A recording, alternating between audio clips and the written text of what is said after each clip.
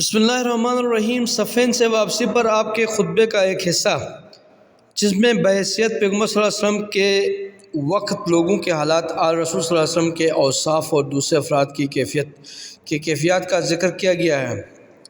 میں پروردگار کی حمد کرتا ہوں اور اس کی نعمتوں کی تکمیل کے لیے اور اس کی عزت کے سامنے سر تسلیم خم کرتے ہوئے میں اس کی نافرمانی سے تحفظ چاہتا ہوں اور اس سے مدد مانگتا ہوں کہ میں اس کی کفایات و کفالت کا محتاج ہوں۔ وہ جس سے ہدایت دے دے وہ گمراہ نہیں ہو سکتا ہے، اور جس کا وہ دشمن ہو جائے اس سے کہیں پناہ نہیں مل سکتی۔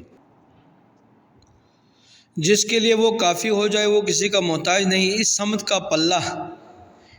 کا پلہ ہر وزن شے سے گراں تر ہے، اور یہ سرمایہ ہر خزانے سے زیادہ قیمتی ہے۔ میں گواہی دیتا ہوں کہ اللہ ہے، کہ اس کا کوئی شریک نہیں، اور یہ گواہی ہے جس کے اخلاص کا امتحان ہو چکا ہے اور جس کا نچوڑ عقیدہ کا جز بن چکا ہے۔ میں اس گواہی سے تا حیات وابستہ رہوں گا اور اسی کو روز قیامت کے ہولناک مراحل کے لیے ذخیرہ بناؤں گا۔ یہی ایمان کی مستحکم بنیاد ہے اور یہی نیکیوں کا آغاز ہے، اور اسی میں رحمان کی مرضی اور شیطان کی تباہی کا راز مضمر ہے۔ اور میں گواہی دیتا ہوں کہ محمد صلی اللہ علیہ وسلم اللہ کے بندے اور اس کے رسول ہیں۔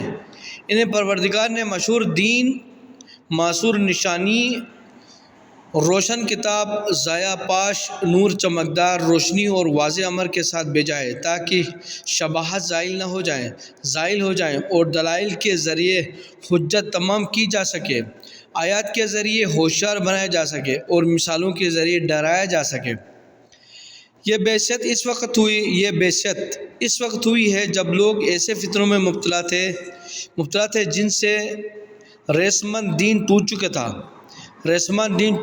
چکی تھی، یقین کے ستون ہل گئے تھے، اصول میں شدید اختلاف تھا اور امور میں سخت انتشار، مشکلات سے نکلنے کے راستے تنگ و تاریک ہو گئے تھے، ہدایت گمنام تھی اور گمراہی برسر عام، رحمان کی معصیت ہو رہی تھی، شیطان کی نصرت، ایمان یکسر نظر انداز ہو گیا تھا، اس کے ستون گر گئے تھے اور آثار ناقابل شناخت ہو گئے تھے، راستے مٹ گئے تھے اور شاہراہیں بے نشان ہو گئی تھی۔ لوگ شیطان کی اطاعت میں اسی کے راستے پر چل رہے تھے اور اسی کے چشموں پر وارد ہو رہے تھے۔ انہی کی وجہ سے شیطان کے پرچم لہرا رہے تھے اور اس کے علم سر بلند تھے۔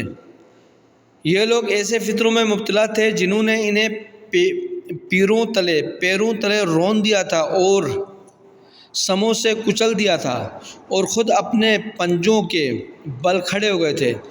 یہ لوگ فطروں میں حیران و سرگرداں اور جاہل و فریب خوردہ تھے۔